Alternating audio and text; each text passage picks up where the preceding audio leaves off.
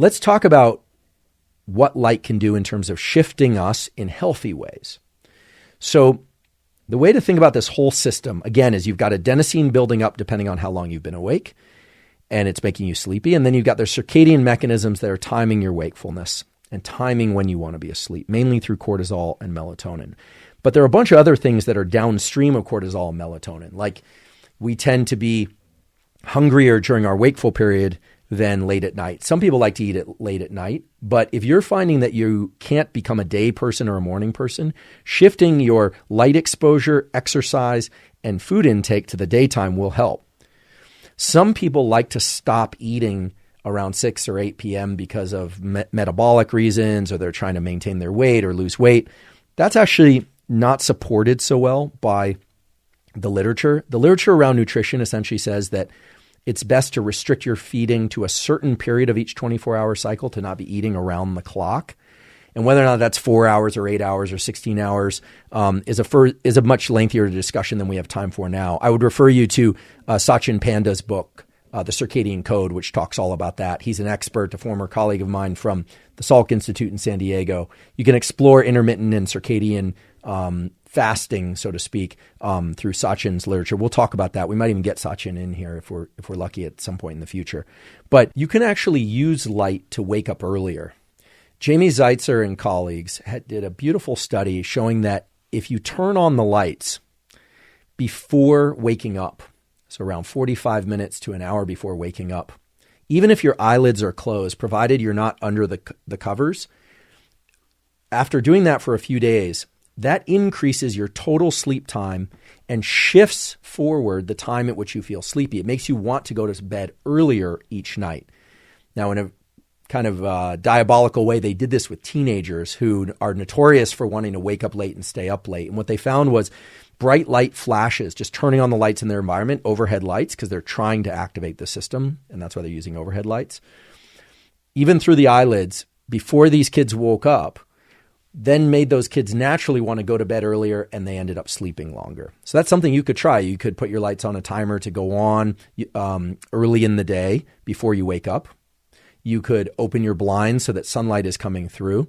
Now, again, if you curl up under the covers, then it's not going to reach these neurons. But it's remarkable the light can actually penetrate the eyelids, activate these neurons, and go to the central clock.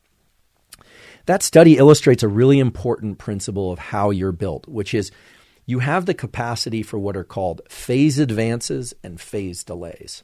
And I don't want to complicate this too much. So the simplest way to think about phase advances and phase delays is that if you see light late in the day, and in particular in the middle of the night, your brain and body, for reasons that now you understand, will think that that's morning light, even though it's not sunlight, because you have this heightened sensitivity. And it will phase delay. It will delay your clock. It will essentially make you want to get up later and go to sleep later.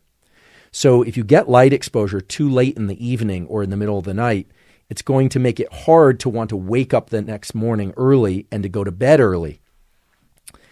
The opposite is also true.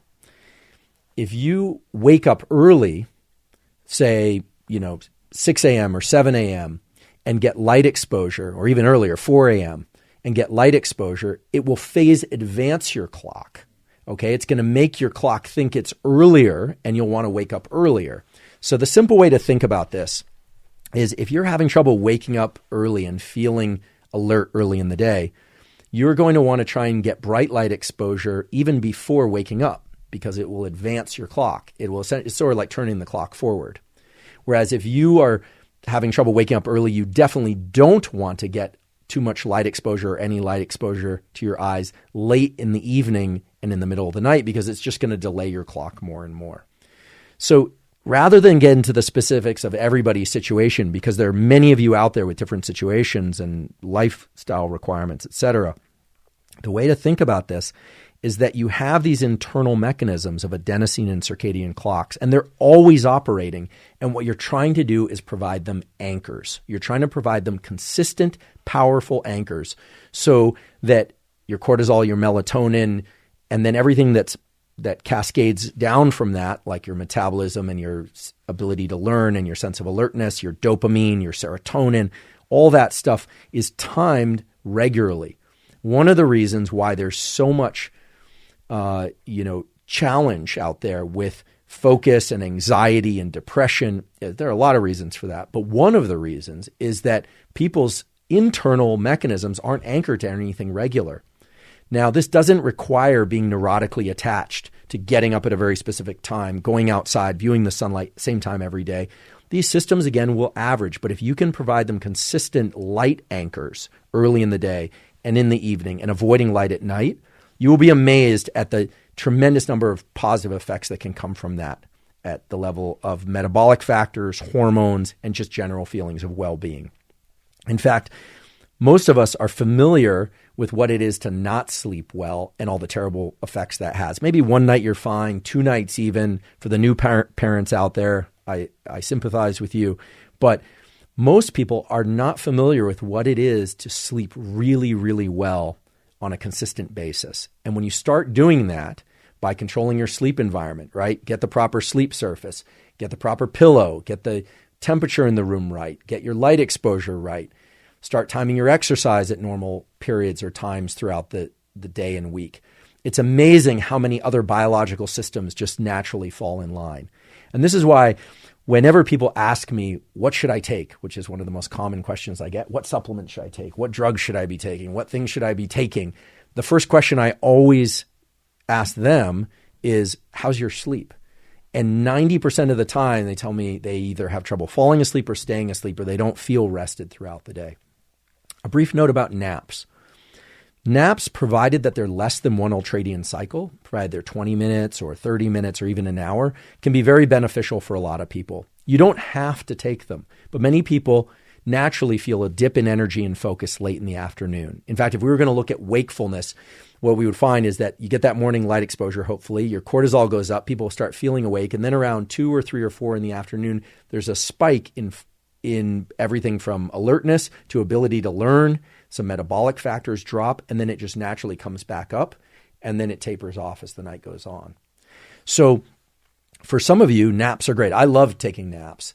Some people, they wake up from naps feeling really groggy. That's probably because they're not sleeping as well as they should at night or as long as they should at night, and so they're dropping into REM sleep or deeper forms of sleep in the daytime. And then they wake up and they feel kind of disoriented. Other people feel great after a nap. So that's another case where, just like with caffeine, you sort of have to evaluate for yourself. As we discuss this, you're probably realizing this is a lot like nutrition, where nowadays it's just crazy. I mean, if you go on social media, it's like you've got people who are pushing carnivore, you got other people who are pushing vegan, other people who are pushing, paleo, every variation of every diet. And there's a lot of data to support any and all of those, and the arguments go on. And there's probably a lot of genetic variation and lifestyle variation that's going to dictate whether or not something is good for you, whether or not you like it, whether or not you'll stick to it. The same thing is true for circadian and sleep and wakefulness behaviors, except the light viewing behavior that I talked about before. There's no way around that. That's hardwired into our system. The same way we could factually say that everybody needs some nutrition at some level from some source. Everybody needs light information arriving in their system in some way at regular intervals. So that's really what this is about. Okay, so naps are going to be good for some people, not for others. I have a colleague, a very accomplished neuroscientist, who likes to take naps just after lunch. I personally like to take a nap around 3 or 4 p.m. But there's a practice that I've adopted in the last 5 years that I've found to be immensely beneficial that is sort of like napping, but isn't napping. It's a thing that they call yoga nidra. Yoga nidra actually means yoga sleep, and it's a sort of meditation that you listen to. There are a number of scripts. I've talked about this on podcasts before, but I'm going to post a link to the 2 that I like most that allows you to consciously bring your entire body and mind into a state of deep relaxation. And sometimes you fall asleep and sometimes you don't. This is done for 10 to 30 or even 60 minutes at a time. The other thing that works really well is meditation. So I'm talking about naps, but I'm also talking about yoga nidra, which is sort of a form of meditation, and then more standard forms of meditation. All 3 of those do something powerful, which is that they bring our mind into a state of less so-called sympathetic nervous system activation. Go back and listen to episode 1 if that doesn't make any sense, which is what governs your alertness. And instead, it activates cells and circuits in your body that promote the parasympathetic nervous system or the calming system.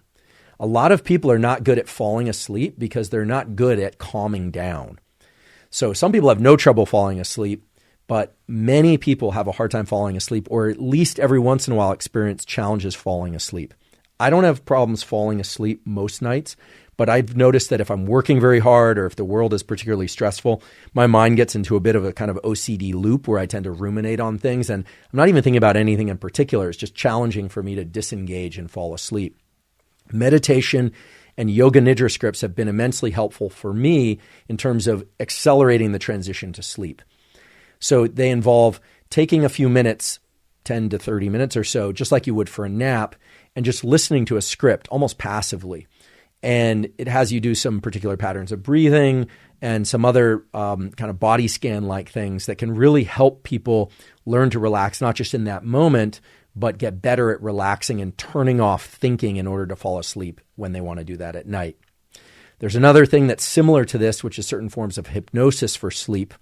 For that, I'll just refer you to the website of a colleague and collaborator of mine, David Spiegel, who's our associate chair of psychiatry and behavioral sciences at Stanford.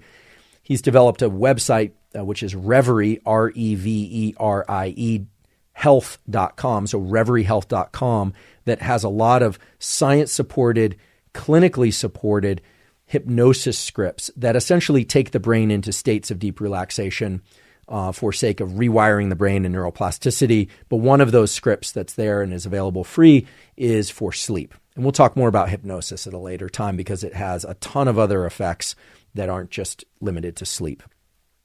So a period of time each day that you devote to getting better at falling and staying asleep is actually a really good practice to adopt. The other thing about these practices like meditation, yoga nidra, and hypnosis is people always say to me, well, when should I do them? And I always say, well, the best time of day to do it is when you first wake up in the morning, provided you've gotten your sunlight already, anytime you wake up in the middle of the night, or any time of day. In other words, they're always good for you because it's a training mechanism by which you self-train your nervous system to go from a state of heightened alertness that you don't want to heightened relaxation that you do want. And so it's really teaching you to hit the brake. And that brings us to an even more important point, perhaps, which is we've all experienced that we can stay up if we want to, right? If we want to stay up late on New Year's or we want to push an all-nighter, some people can do that more easily than others, but we're all capable of doing that. But it's very hard to make ourselves fall asleep.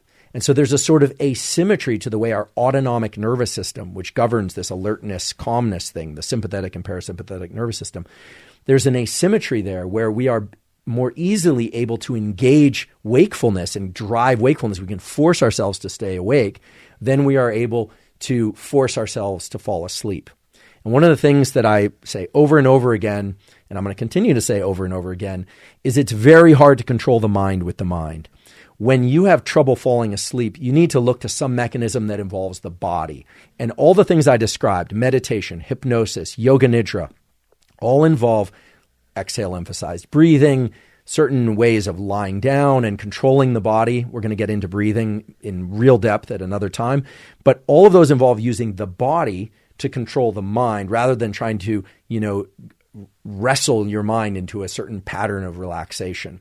So earlier in episode 1, I talked about the Mobius strip, this continuous loop that is the brain-body relationship or the mind-body relationship. And when we're having trouble controlling the mind, I encourage people to look towards the body. Look toward sunlight. Avoid sunlight and bright light if that happens to be late at night. So there's a theme that's starting to emerge, which is in order to control this thing that we call the nervous system, we have to look back to some of the things we discussed earlier, like sensation, perception, etc. But we have to ask, what can we control? Well, I'm talking about controlling light exposure, controlling your breathing and body. I'm not going into details right now, but you can see the Yoga Nidra script or the reveriehealth.com, or Headspace would be a great place to adopt the meditation practice. Any of those are really teaching you to use your body to control your mind and to allow you to explore the mind-body relationship in a way that gives you more control over your mind and the mind-body relationship. Okay? So We talked about light. We talked about activity and timing of light. Talked about the usefulness of naps and these things that I'm calling non-sleep deep rest, which include meditation, yoga nidra, and hypnosis. Non-sleep deep rest, or what I hereafter we will refer to as NSDR, not to be confused with EMDR. I don't think I've ever heard NSDR, so I'm planting a flag for NSDR, non-sleep deep rest, as a way to reset one's ability to be awake after you emerge from NSDR, so to get some more wakefulness and ability to attend, some emotional stability, reset, as well as make it better and easier to fall asleep when you want to go to sleep at night. Now, non-sleep deep rest does have some research to support it. There's a beautiful study done out of a university in Denmark. I will later provide a link to that study that showed that this meditation and yoga nidra type meditation allows dopamine and other neuromodulators in an area of the brain called the striatum that's involved in motor planning and motor execution to reset itself. In other words, this NSDR can reset our ability to engage in the world in a way that's very deliberate. Not to throw in another acronym, but NSDR resets your ability to engage in DPOs, duration, path, and outcome. So now you're probably rolling your eyes like, oh my goodness, the number of acronyms. But just bear with me, because NSDR is so powerful because, first of all, it doesn't require that you rig yourself to any device. It doesn't require that you take much time out of your day. It doesn't require that you ingest anything except air. And it can have so many positive effects right down to the neuromodulator level. So I think in years to come, my lab's exploring this in collaboration with David Spiegel's lab, but other labs are looking at this as well. I think NSDR is going to start to play a more prominent role in what we call wellness and health, both mental health and physical health. So I encourage you to explore those practices.